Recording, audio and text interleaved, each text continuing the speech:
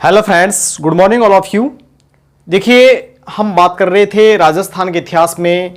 इतिहास को 3 पार्ट्स में डिवाइड किया था: प्राक ऐतिहासिक काल, आदि ऐतिहासिक काल और ऐतिहासिक काल। प्राक ऐतिहासिक काल पढ़ चुके थे, आदि ऐतिहासिक काल के बारे में आपसे बात कर रहे थे।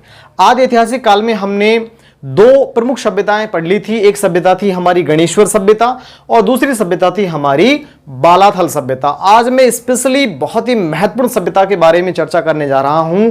वो सभ्यता है कालीबंगा सभ्यता। देखो, कालीबंगा जो सभ्यता है उसकी बात मैं आपसे करने जा रहा हूं। कालीबंगा सभ्यता,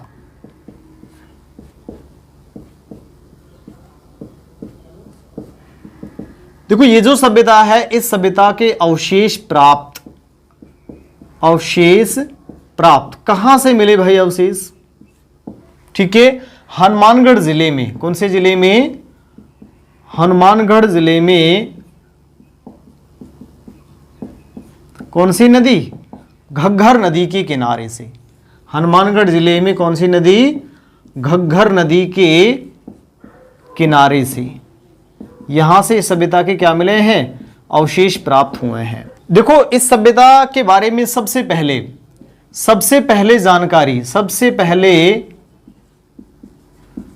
जानकारी प्रदान करने वाले जो व्यक्ति थे वो थे एलपी टेस्सीटोरी। देखो, एलपी टेस्सीटोरी जो है इटली के विद्वान थे। कहां के? इटली के विद्वान थे। और बीकानेर को इन्होंने अपनी क्या बनाया? कर्मस्थली बनाया। बीकानेर रियासत में ही इनकी क्या हुई? मृत्यु हुई। इन्होंने सबसे पहले इस सभ्यता के बारे में जानकारी प्रदान की। उसके बाद हम बात करते हैं खोज। कालीबंगा सभ्यता जो है, इसकी खोज अमलानंद घोष के द्वारा, एएन घोष भी देखते हैं हम इसको, एएन घोष, ठीक है, इसके द्वारा की गई। कब की गई? 1952 में, 1952 ईस्वी में इसकी क्या की गई? खोज की गई। देखो, ये जो स्थल है, हम कहें कि स्वतंत्रता के पश्चात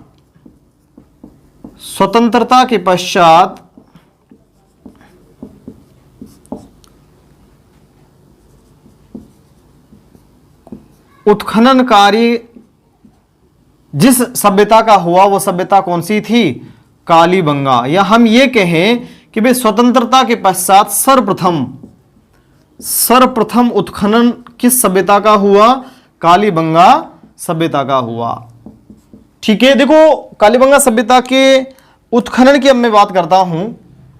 कालीबंगा सभ्यता जो है, अगर मैं इसको के उत्खनन की बात करता हूं तो इस सभ्यता का उत्खनन जो है वो बीवी लाल, ब्रजवासी लाल और बीके थापर, बाल कृष्ण थापर और एक और व्यक्ति थे जे.वी. जोशी। इन तीनों ने मिलकर इसका क्या किया, या इनके निर्देशन में इसका क्या हुआ? उत्खनन कार्य हुआ। कब हुआ? 1961 से 1961 से 69 ईस्वी के मध्य इसका क्या हुआ? उत्खनन कार्य हुआ। यह स्वतंत्रता के पश्चात सर्वप्रथम भारत में उत्खनित या जिसकी का उत्खनन हुआ सबसे पहले, ऐसा पुरातात्विक स्थल जिसकी का उत्खनन स्वतंत्रता के पश्चात सबसे पहले हुआ, वो कौन सा था? कालीबंगा था। देखो, कालीबंगा जो सभ्यता है, इस सभ्यता के समय की मैं आपसे बात करता हूं। किसकी बात करता हूं? समय की बात करता हूं। तो इस सभ्यता का समय है 2300 से लेकर के 1750 ईसा पूर्व। तो 2300 से लेकर के 1750 ईसा पूर्व का जो समय है वो कालीबंगा सभ्यता का है। और यही समय कौन सी सभ्यता का है? सिंधु घाटी सभ्यता का। सिंधु घाटी सभ्यता का समय भी यही है, ठीक है। तो रेडियो कार्बन डेटिंग पद्धति के अनुसार कालीबंगा सभ्यता का समय 2300 से 1750 ईसा पूर्व है। इट मीन्स ये सिंधु घाटी सभ्यता के समकालीन एक प्रमुख स्थल था। अब देखिए, कालीबंगा जो सभ्यता है भारत में, मैं इंडिया की बात कर रहा हूं, ये जो सभ्यता है ये भारत में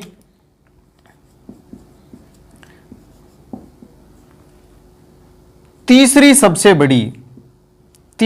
सबसे बड़ा पुरातात्विक स्थल है।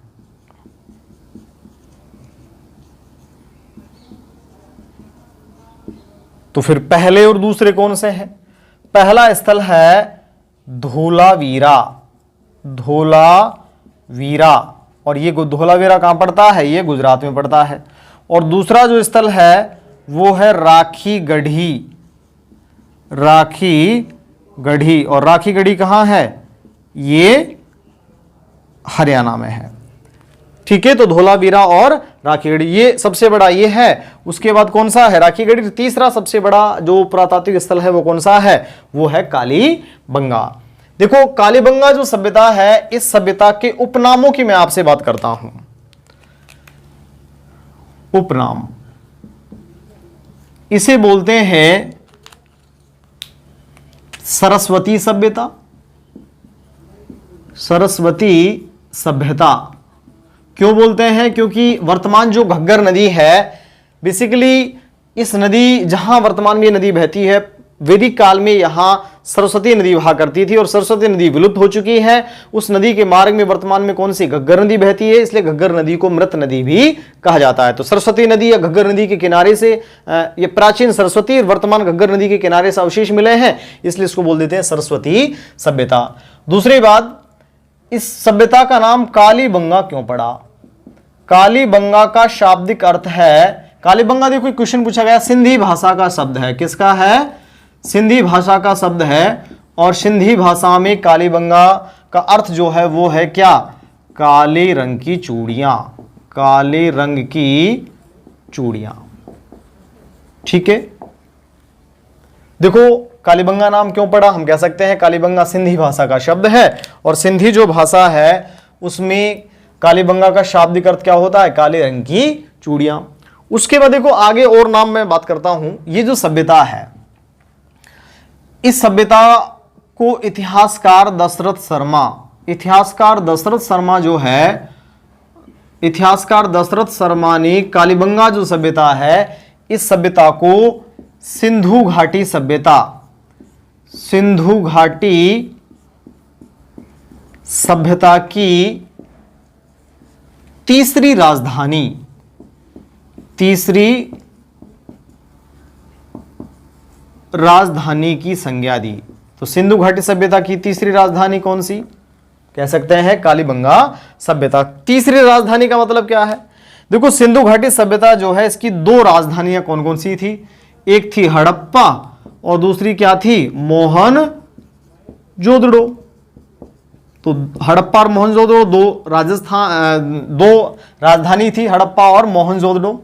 ठीक है, और तीसरी राजधानी की संज्ञा दी गई किसको? कालीबंगा को। किसने दी? दशरथ शर्मा ने। यह क्वेश्चन सेकंड ग्रेड एग्जाम में पूछा गया कि किस इतिहासकार ने कालीबंगा सभ्यता को सिंधु घाटी सभ्यता की तीसरी राजधानी की संज्ञा दी।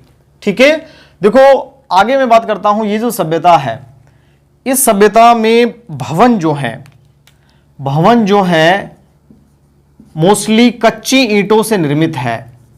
भवन किससे? कच्ची ईंटों से निर्मित है, और भवनों के कच्ची ईंटों से निर्मित होने के कारण इस सभ्यता को दीनहीन बस्ती के नाम से भी जाना जाता है। तो एक और उपनाम निकल गया, दीनहीन बस्ती। सिंधु घाटी सभ्यता की तीसरी राजधानी, और कालीबंगा नाम क्यों पड़ा? सरस्वती सभ्यता। ये सारे इसके क्या हुए? उपनाम हुए। देखो कालीबंगा जो है एक नगरीय सभ्यता थी। क्या थी?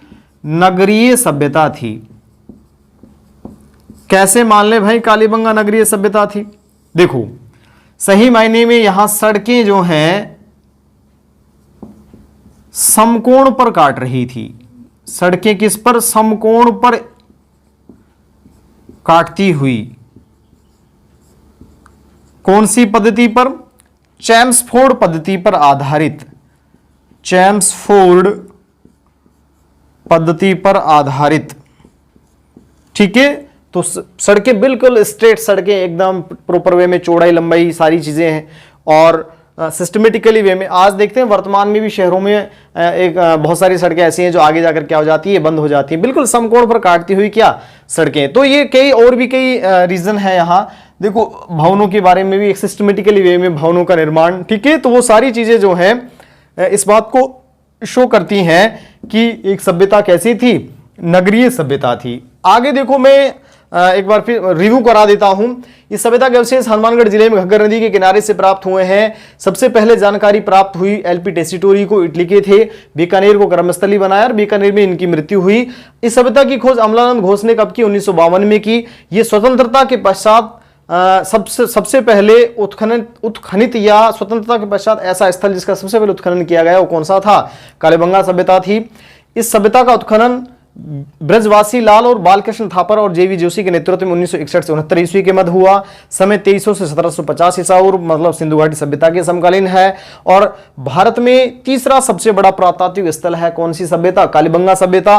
पहला धौलावीरा है, दूसरा राखीगढ़ी है। ठीक है, यहां मैंने उपनामों की बात की। प्राचीन सरस्वती नदी के किनारे से अवशेष मिले हैं तो सरस्वती सभ्यता। कालीबंगा का तात्पर्य सबसे पहले यहां काले रंग की चूड़ियां प्राप्त हुई है यहां से, इसलिए इसका और काले रंग की चूड़ियों को सिंधी भाषा में क्या बोलते हैं? कालीबंगा बोलते हैं। कालीबंगा का शाब्दिक अर्थ है काले रंग की चूड़ियां। इतिहासकार दशरथ शर्मा सिंधु घाटी सभ्यता को कालीबंगा को सिंधु घाटी सभ्यता की तीसरी राजधानी बताते हैं, क्योंकि दो राजधानियां हैं, हड़प्पा और मोहनजोदड़ो। भवन जो है कच्चे ईंटों से निर्मित होने के कारण इस सभ्यता को एक और नाम दे दिया हमने, दीनहीन बस्ती। देखो ये सभ्यता नगरीय सभ्यता है। कैसी सभ्यता है? नगरीय सभ्यता थी, क्योंकि सड़कें एक सिस्टमेटिकली वे में, पानी का निकास एक सिस्टमेटिकली शहर के जैसा था, इसलिए इस सभ्यता को हम बोल देते हैं ये कैसी सभ्यता रही होगी? एक नगरीय सभ्यता रही होगी। आगे देखो, मैं बात करता हूं आपसे, ये जो सभ्यता है इस सभ्यता में अगर हम आगे देखते हैं तो इस सभ्यता से प्राप्त प्रमुख अवशेषों की मैं आपसे बात कर रहा हूं। इस सभ्यता से प्राप्त प्रमुख अवशेष कौन कौन से अवशेष है? बहुत ही महत्वपूर्ण है ये अवशेष, अक्सर पेपर में पूछे जाते हैं। देखो मैं एक एक करके लिखता हूं, यहां लिख देता हूं प्रमुख अवशेष।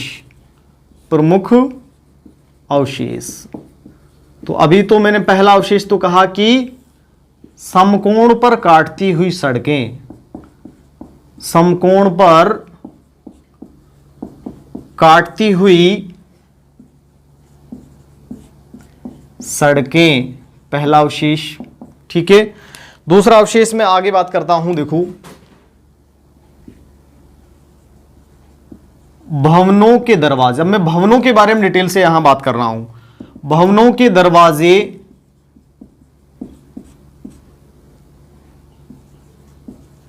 मुख्य सड़क की ओर नहीं खुलते। कहने का तात्पर्य भवनों के दरवाजे मुख्य सड़क पर ना होकर उनके दरवाजे जो है मुख्य सड़क की जस्ट अपोजिट, पीछे गली वाली, जैसे कोई मान लो प्रॉपर ये सड़क जा रही है, ठीक है, इसके पास ये एक गली है, यहां कोई भवन बना हुआ है, इधर दरवाजा नहीं, ठीक है, ये जो गली वाला सेक्शन है यहां दरवाजा। ठीक है, तो भवनों के दरवाजे मुख्य सड़क की ओर ना होकर कहां? गली की ओर। ठीक है, इस प्रकार के भवन यहां से मिले हैं। आगे मैं बात करता हूं, इन भवनों का निर्माण मोस्टली कैसी ईंटों से? देखो अब तक पत्थर से निर्मित हो रहा था, भवनों का निर्माण पत्थर से हो रहा था, अब यहां ईंट की खोज कर ली है। ठीक है, ईंटों से। अब भवनों का निर्माण जो है उसमें किसका प्रयोग किया जाने लगा? ईंटों का प्रयोग। ठीक है, लेकिन प्रारंभिक तौर पर कैसी ईंटें थी? कच्ची ईंटें थी, इसलिए हमने इसको बोल दिया था क्या? दीनहीन बस्ती। ये जो ईंट है इनका जो साइज था वो था 4:2:1।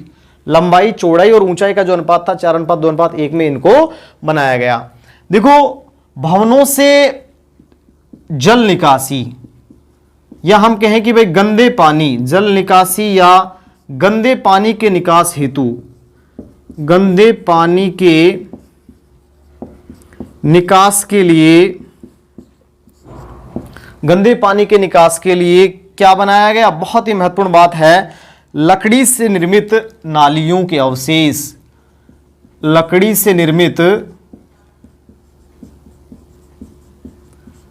नालियों के अवशेष बहुत ही महत्वपूर्ण है। भारत में लकड़ी से निर्मित नालियों के अवशेष अगर कहीं से मिले हैं तो कालीबंगा से। ये इसमें तो क्या करते थे, जिससे कोई भी पेड़ है उसको काटकर उसको अंदर से क्या एक नाली का शेप इस टाइप से दे करके, और इनका प्रयोग मोस्टली नाली के रूप में किया गया। चूंकि हम जानते हैं कि भाई ये लंबे समय तक इसमें से बहने वाले पानी की वजह से ये खराब हो जाएगी, आगे चलकर इन नालियों का निर्माण फिर पुनः इन्होंने किसका? ईंटों से किया, क्योंकि प्रारंभिक तौर पे ये नालियां ज्यादा चलने वाली नहीं थी। ठीक है, तो लकड़ी से निर्मित नालियों के अवशेष कहां से मिले हैं? कालीबंगा सभ्यता से ही प्राप्त हुए हैं। देखो आगे बहुत ही महत्वपूर्ण बात मैं कर रहा हूं, अलंकृत ईंटों से निर्मित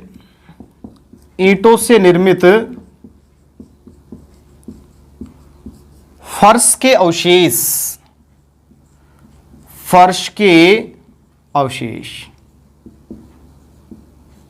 वो कैसे? देखो इस प्रकार से जो ईंटें हैं, बेसिकली इन ईंटों पर क्या बनाया गया? ये जो ईंट है, इन ईंटों पर इस प्रकार से चित्रांकन किया गया, कोई ना कोई चित्र बनाया गया भाई, ये लो इस प्रकार से। ठीक है, कोई ना कोई फूल पत्ती का जो चित्र है वो बनाया गया। तो अलंकृत ईंटों से निर्मित फर्श के अवशेष भी हमें कहां से मिले हैं? इसी सभ्यता से प्राप्त हुए हैं। देखो ये जो सभ्यता है, इस सभ्यता में बहुत ही महत्वपूर्ण बात मैं कर रहा हूं, भूकंप के साक्ष्य पूछा जाए कि भाई राजस्थान में कौन सी सभ्यता से हमें भूकंप के प्रमाण मिले हैं। देखो भूकंप के प्रमाण का तात्पर्य यहां से कुछ ऐसे भवन मिले हैं, जिन भवनों की अगर मैं बात करता हूं तो उनकी दीवारों में क्या है? दरार है, इस प्रकार से। ठीक है, दीवारों में दरार है, तो यह अनुमान लगाया गया कि क्या आया होगा? भूकंप आया होगा। ठीक, अनुमान ही लगाया गया, क्योंकि अनुमान ही लगा रहे हैं। अभी आदि ऐतिहासिक काल में लिपि का विकास तो हुआ, लेकिन लिपि को पढ़ा नहीं जा सका, तो सारी चीजें अभी भी अनुमानों पर ही आधारित है। तो भूकंप के प्रमाण हमें जो मिले हैं, इसकी वजह से हमने ये अनुमान लगाया कि भाई यहां क्या आया होगा? भूकंप आया होगा। आगे देखो मैं बात करता हूं, ये जो सभ्यता है, इस सभ्यता में बहुत ही महत्वपूर्ण बात मैं करने जा रहा हूं, वो क्या है? कृषि। इस सभ्यता के जो लोग हैं, उनका जो प्रमुख व्यवसाय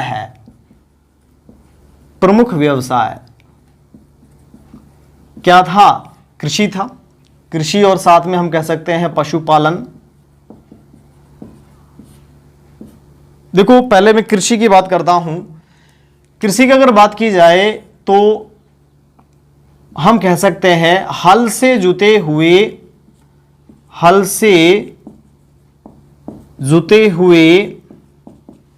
खेतों के प्रमाण। तो हल से जुते हुए खेतों के प्रमाण, वो भी कौन से पैटर्न पर आधारित? ग्रिड पैटर्न पर आधारित। ठीक है, ग्रिड पैटर्न पर आधारित। हल से जुते हुए खेतों के प्रमाण, वो भी किस पर आधारित? ग्रिड पैटर्न पर आधारित। देखो आगे मैं बात करता हूं, यहां प्रमुख फसलों की अगर बात की जाए, कौन कौन सी फसल? कपास, चावल के जले हुए टुकड़े यहां से मिले हैं। ठीक है, इसके अलावा सरसों, गेहूं और जौ, इनके साक्ष्य यहां से हमें मिले हैं। बहुत ही महत्वपूर्ण बात है, इस सभ्यता के लोग मिश्रित फसल के प्रमाण, यहां से, या हम ये कहें कि सभ्यता के लोग जो हैं फसल मिश्रित करके भी बोते थे, मिश्रित फसल के साक्ष्य। और मिश्रित फसलों के साक्ष्य में अगर हम देखें तो कौन कौन सी फसलें? गेहूं और जौ। देखो आज भी हम गेहूं और जौ को कई बार एक साथ बो देते हैं, चना और सरसों को एक साथ बो देते हैं। ठीक है, मसूर और सरसों को एक साथ बो देते हैं। ठीक है, तो मिश्रित फसलों के प्रमाण भी हमें इसी सभ्यता से प्राप्त हुए हैं। आगे देखो फसलों के बाद फिर मैं बात करता हूं पशुपालन में सर्वाधिक लोकप्रिय, इस सभ्यता के लोगों का सर्वाधिक लोकप्रिय जो पशु है, या सर्वाधिक लोकप्रिय जो पशु था, वो था क्या? कुत्ता जो है इस सभ्यता का सर्वाधिक लोकप्रिय पशु था। वैसे हालांकि ऊंट की हड्डियों के अवशेष, या हम कहें कि ऊंटों की अस्थियों के अवशेष भी यहां से प्राप्त हुए हैं। अस्थियों के अवशेष वो भी यहां से प्राप्त हुए हैं। ठीक है, तो ओवरऑल हम कह सकते हैं कि कुत्ता है, ऊंट है, ये पशु इस समय निश्चित रूप से मौजूद थे। इसके अलावा बहुत ही महत्वपूर्ण सेक्शन में बहुत ही महत्वपूर्ण बात करने जा रहा हूं, एक श्रृंगी बैल, एक श्रृंगी बैल के साक्ष्य, या हम कहें कि इस सभ्यता का सर्वाधिक जो महत्वपूर्ण पशु था वो कौन सा था, एक श्रृंगी बैल था। ठीक है, तो ये देखो मैंने कृषि के बारे में और किसके बारे में बात की, पशुपालन के बारे में बात की। आगे मैं देखता हूं इस सभ्यता के लोग जो हैं, हम कहें कि इस सभ्यता में लोगों द्वारा स्वास्तिक पूजन किया जाता था। स्वास्तिक चिन्हों का या स्वास्तिक चिन्हों के अवशेष, देखो स्वास्तिक चिन्हों के जो अवशेष हैं जो इस बात का संकेत देते हैं कि इस सभ्यता के लोग धार्मिक प्रवृत्ति के थे, धार्मिक प्रवृत्ति के थे। मतलब कुल मिलाकर बात यह है कि वो विश्वास तो रखते थे इन चीजों में। ठीक है, स्वास्तिक चिन्ह, तभी तो स्वास्तिक चिन्ह जानते हो नहीं जानते हो, स्वास्तिक चिन्ह का मतलब होता है साथिया, इस प्रकार से बनाते हैं ना साथिया। ठीक है, तो स्वास्तिक चिन्हों के अवशेष यहां से मिले हैं। देखो ये जो स्थल है, इस स्थल से अग्निकुंड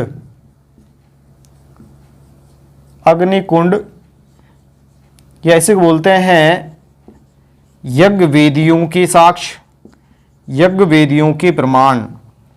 तो अग्निकुंड या यज्ञ वेदियां यहां से मिली हैं, और उन अग्निकुंड या यज्ञ वेदियों में क्या मिले हैं, नर ओवलिक पशु कंकाल मिले हैं, जो किस प्रथा की ओर इंडिकेट करता है, बलि देने की परंपरा। हम अनुमान लगाया कि भाई क्या हो सकता है, इस समय बलि देने की क्या रही हो, परंपरा रही हो। ठीक है, आगे देखिए मंदिरों के साक्ष्य, मंदिरों के साक्ष्य मिले या नहीं मिले, नहीं मिले, मंदिरों के साक्ष्य प्राप्त नहीं। बहुत ही महत्वपूर्ण बात कर रहा हूं, मंदिरों के साक्ष्य यहां से प्राप्त नहीं हुए हैं। ठीक है, बहुत ही महत्वपूर्ण बात है। देखो मंदिरों के साक्ष्य नहीं मिले तो फिर क्या मिले हैं, यहां से मिले हैं हमें मातृ देवी की उपासना युक्त सिक्के, या हम कहें कि भाई मातृ देवी की उपासना का चित्र अंकित सिक्के। में लिख सकता हूं यहां मातृ देवी की उपासना चित्रांकित सिक्के ये यहां से प्राप्त हुए हैं। ये इस बात को इंडिकेट करता है कि देखो यहां मोस्टली मातृ पूजा का प्रचलन था। ठीक है, तो ये देखो इनके धार्मिक प्रवृत्ति की बात की, अभी हमने कृषि और पशुपालन की बात की है। ठीक है, इधर हमने किसकी बात की थी, सड़क और भवनों की बात की थी। आगे मैं आपसे बात करता हूं, देखो ये जो सभ्यता है, इस सभ्यता में हमें घरों से या घरों में कुएं एवं चूल्हों के अवशेष, घरों में कुएं एवं चूल्हों के अवशेष, चूल्हे या हम बोल दें इनको क्या, तंदूर। ठीक है, चूल्हे या तंदूरों के अवशेष, जो इस बात को इंडिकेट करता है कि देखो घरों में चूल्हे हों एक बात ठीक है, लेकिन घरों में कुएं हों ये इस बात को इंडिकेट करता है कि इस समय परिवार क्या थे, परिवार मात्र सत्तात्मक थे, मात्र सत्तात्मक। माताजी घर से बाहर पानी भरने के लिए नहीं जाएगी। ठीक है, आगे मैं बात करता हूं, देखो इस सभ्यता के लोग सौंदर्य प्रेमी थे। क्या थे, सौंदर्य प्रेमी। कैसे मान ले भाई सौंदर्य प्रेमी थे, यहां से बहुत सारे साक्ष्य मिले हैं, और उन साक्ष्यों की अगर मैं बात करता हूं तो देखो हम बात करते हैं हाथी दांत से निर्मित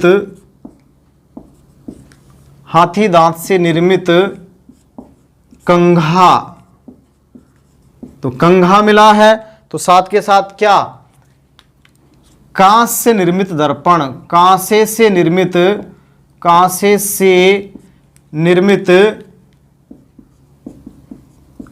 दर्पण। ठीक है, कंघार कांच दोनों मिल गए। ठीक है, आगे हम बात करते हैं मिट्टी से निर्मित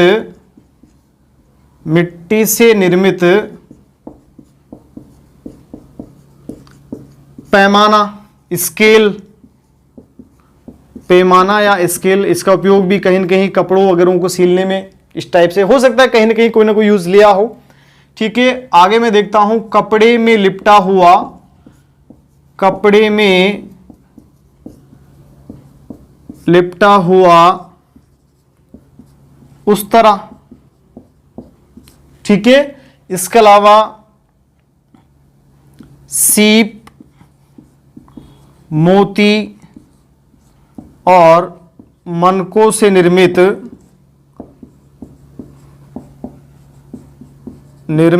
आभूषण। अब आप देखिए भाई, जब आभूषण मिल गए हैं, यहां से क्या मिल गए हैं, जब यहां से आभूषण मिल गए हैं, उस्तरा मिल गया है, स्केल मिल गया, कंघा मिल गया, दर्पण मिल गया, ओवरऑल इनके आधार पर हम कह सकते हैं कि शायद इस सभ्यता के लोग सौंदर्य प्रेमी थे, अपनी सुंदरता का पूरा ख्याल रखते थे।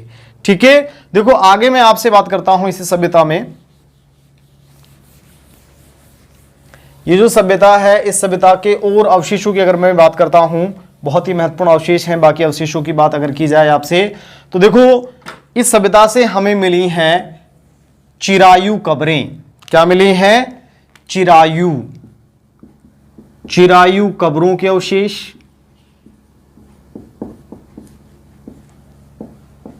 ठीक है, इसके अलावा अगर मैं बात करूं, इन चिरायु कब्रों को ही क्या बोलते हैं? अंडाकार कब्रें।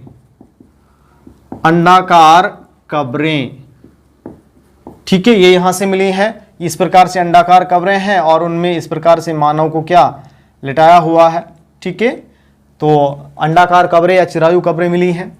आगे हम बात करते हैं कलश शवाधान। कलश शवाधान, कलश शवाधान के साक्ष्य भी यहीं से मिले हैं। धातु से निर्मित कलशनुमा बर्तन में डेड बॉडी को डालकर उसको दफना देना। ठीक है, ये कलश शवाधान के साक्ष्य। इसके अलावा हम बात करते हैं युग्म समाधियां। युग्म समाधियां, तो युग्म समाधियों के साक्ष्य। युग्म समाधियों के साक्ष्य मतलब एक ही कब्र में दो लोगों को एक साथ दफना देना। ठीक है, पति पत्नी को। ठीक है, क्योंकि सती प्रथा या इस टाइप की कोई ना कोई मतलब ऐसी कंडीशन क्रिएट होती है कि भाई कई कब्रों से इस प्रकार के साक्ष्य मिले हैं, उनमें दो नर कंकाल मिले हैं। ठीक है, वो हो सकते हैं पति पत्नी के भी हो सकते हैं। तो इस प्रकार से प्रमाण यहां से, या हम कहें कि इस प्रकार के साक्ष्य यहां से हमें मिले हैं। तो ये मैंने कुछ डेड बॉडीज, कब्र वगैरह के बारे में आपसे बात की है। आगे देखिए, मैं बात करता हूं यहां से बाकी जो और मोस्टली अवशेष है। सबसे महत्वपूर्ण अवशेष है 6 छिद्रों युक्त बालक की खोपड़ी। इसके साक्ष्य हमें यहां से मिले हैं। बेसिकली देखो, इसके पीछे अनुमान लगाया गया कि इस समय एक संक्रामक बीमारी हुई। संक्रामक बीमारी का नाम था हाइड्रोसिफेलिस। और हाइड्रो का तात्पर्य होता है जल और सिफेलोन का तात्पर्य होता है मस्तिष्क।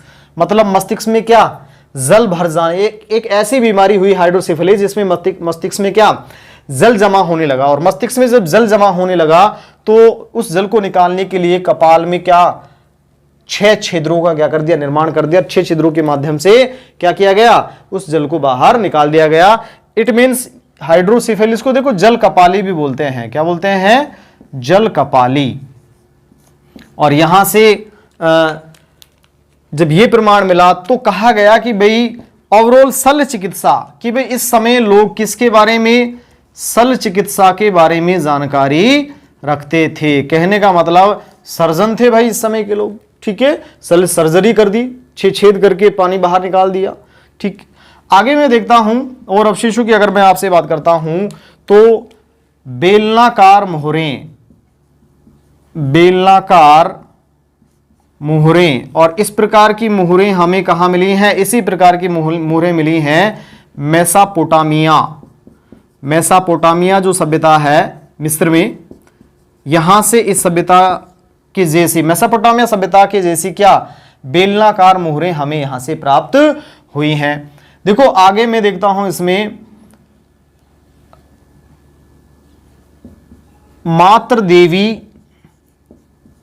की उपासना चित्रांकित सिक्के यहां से मिले हैं। एक मात्र देवी का चित्र उसके ऊपर अंकित है, ठीक है, तो उसकी उपासना युक्त चित्रांकित सिक्के यहां से मिले हैं। इसके अलावा मैं कह सकता हूं व्याघ्र अंकित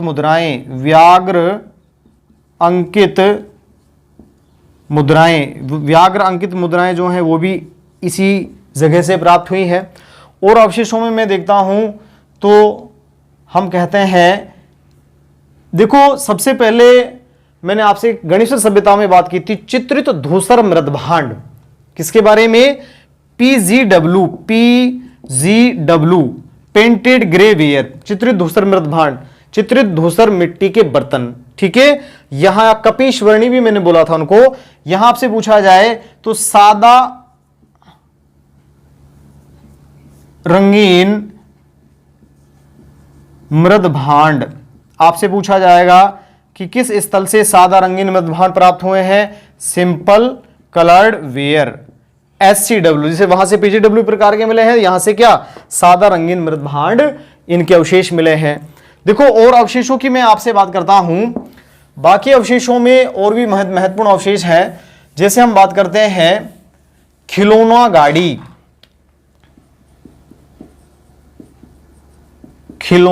गाड़ी, इसके अवशेष।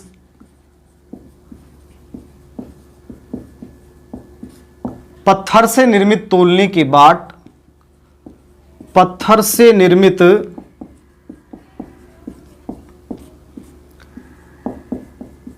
तोलने के बाट। आगे मैं आपसे बात करूं तो तांबे से निर्मित कुल्हाड़ी और पात्र, ठीक है। इसके अलावा देखो और भी बहुत सारे अवशेष हम कह सकते हैं। सीटियों के प्रमाण,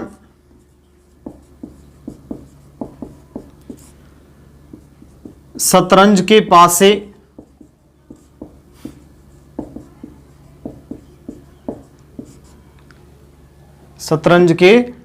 देखो वापस मैं बात करूं, खिलौना गाड़ी के अवशेष यहां से प्राप्त हुए हैं। पत्थर से निर्मित तोलने के बाट हमें यहां से प्राप्त हुए हैं। तांबे से निर्मित कुल्हाड़ी और पात्र जो तांबे से बने हुए हैं वो हमें यहां से मिले हैं। सीटी मतलब विशिल जो है उसके प्रमाण हमें यहां से मिले हैं। शतरंज के पासे जो हैं उनकी बात भी हम इसी स्थल से करते हैं। तो इस प्रकार से बहुत सारे अवशेष जो हैं इस सभ्यता से जुड़े हुए हैं, इस सभ्यता से हमें प्राप्त हुए हैं। देखो ये जो सभ्यता है पेपर की दृष्टि से बहुत ही महत्वपूर्ण सभ्यता है। बहुत सारे अवशेषों के बारे में मैंने जनरली आपसे बात की है, उसके बावजूद भी छोटे मोटे और भी बहुत सारे अवशेष यहां से प्राप्त हुए हैं। तो देखो ये जो सभ्यता है, इस सभ्यता से प्राप्त जो अवशेष हैं उन अवशेषों को रखने के लिए 1985-86 ईस्वी में राजस्थान सरकार द्वारा कालीबंगा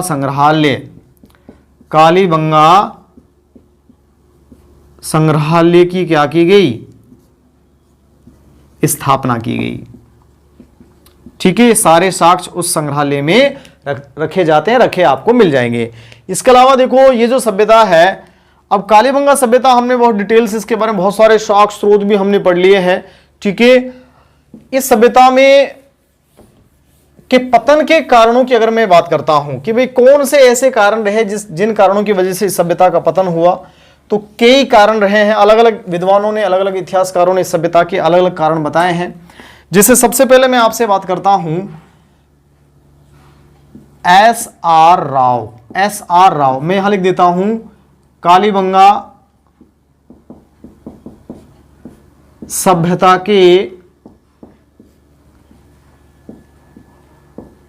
पतन के कारण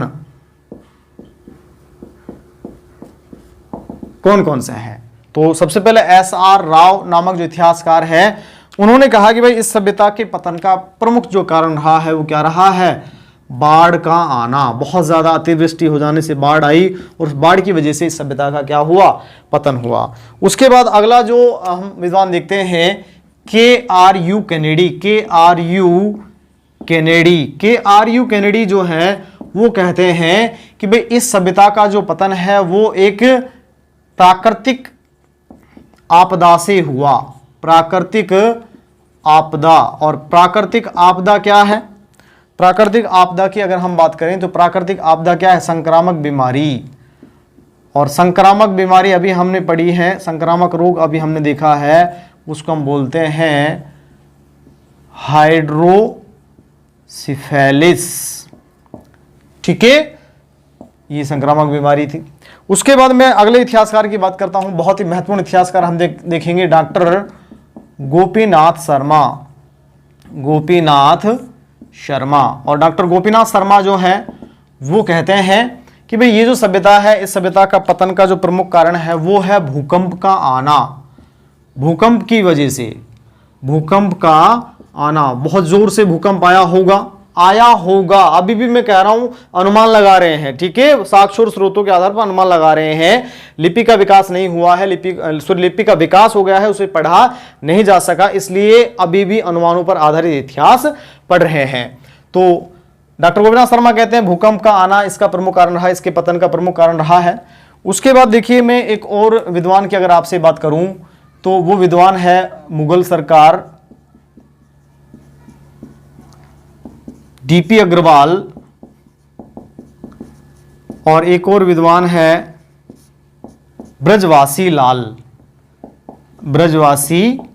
बीवी लाल। ये कहते हैं कि इस सभ्यता के पतन का प्रमुख कारण क्या है? घग्गर नदी का सूखना। घग्गर नदी का सूखना इस सभ्यता का प्रमुख कारण है। तो इस प्रकार से देखिए, ये बहुत ही महत्वपूर्ण सभ्यता मैंने इस सेक्शन में आपसे डिस्कस की है, और वो सभ्यता कौन सी है? कालीबंगा सभ्यता है। पेपर की दृष्टि से ये बहुत ही महत्वपूर्ण सभ्यता है। इस सभ्यता को सिस्टमेटिकली वे में मैंने एक एक करके पॉइंट टू पॉइंट आपसे इस सभ्यता में बात की है। आज की क्लास में इतना ही, धन्यवाद।